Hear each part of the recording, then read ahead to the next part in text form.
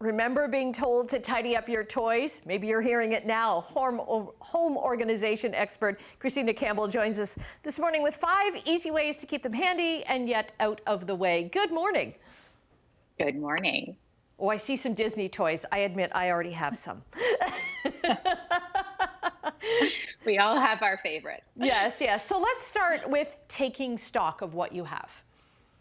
Absolutely. We want to start by getting all the toys from every nook and cranny of the house. Pull them up from the basement, from the bedrooms, from the main floor. This is going to help kids get perspective of how much they actually have. From there, together with your child, you're going to sort the toys into 3 piles. We've got toys to keep, toys to donate, and then toys that we need to throw away. They're beyond repair. Once you've got those in your 3 piles, make sure that you're putting those donate and garbage piles out of sight so that there's no second guessing. Maybe even out of the house, like take them on a Saturday and take them and either donate them or throw them out. Yes. Okay, right. So you're left with what you want, then what do you do?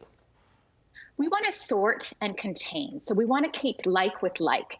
So what happens is when kids get older, their toys get smaller. And one mistake that a lot of parents will do is they'll have one big toy box or one big toy bin or basket, and all the little things fall to the bottom. Kids get frustrated. They end up tumbling the whole thing out to find what they're looking for.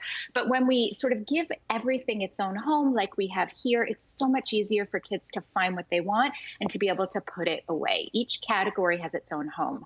And I also love to be able to designate for kids a box for their tiny special things, all those little treasures, the random rock or seashell or trading card or bracelet. Give them a special box that they can have for all those little teeny things that get lost. Okay, that's a great idea. You could even make those little boxes yourself, right?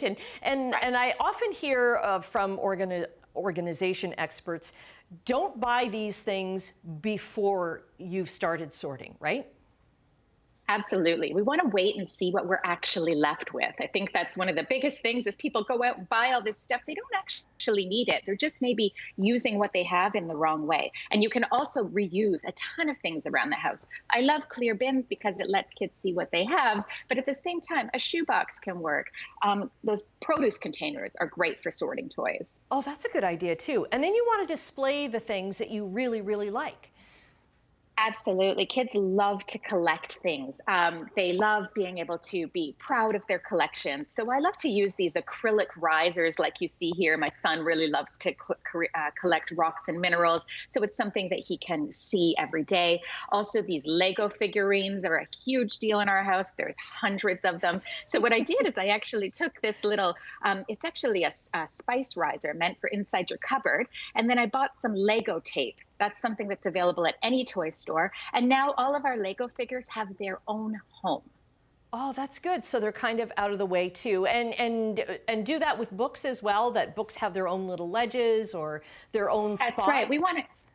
Yeah, and whenever possible, we want to be able to display books facing outwards so you can see the artwork because it's just so much more pleasing to the eye and kids are able to find what they want as opposed to those tiny, skinny little spines on them.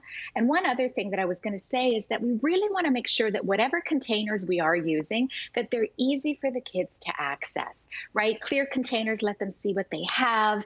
Make sure there's no difficult fitting lids. Make sure that you label everything for pre-readers. We want to use graphic labels when possible. The idea is to be able to create independence. We want kids to be able to get what they want on their own. We want them to be able to play with it on their own. And we want them to be able to put it away on their own. Right. And the play is still the big thing, right? Right. The play is the big thing. And when they can access their toys and see their toys, they're much more likely to be able to play with everything they have as opposed to the one random thing that they can reach. Right, right. And your last rule is to edit often. So how often do you suggest that that families kind of take stock of what they have? You know, I'd say, maybe something like once a month. Just or less, but don't wait for it to pile up. Don't wait until you have to resort to threats. I would say that if you're playing with your child or you see that there's something that they have that they haven't touched in a long time, maybe suggest that it's time for that to move on to another child who can enjoy it more, a relative or a Great neighbor. idea. Kids are they're way more generous than we give them credit for. Right. You've been very generous with your tips as well. So Christina, always great to talk with you. I feel all invigorated to organize and put my toys away now. I promise I will. Thanks so much.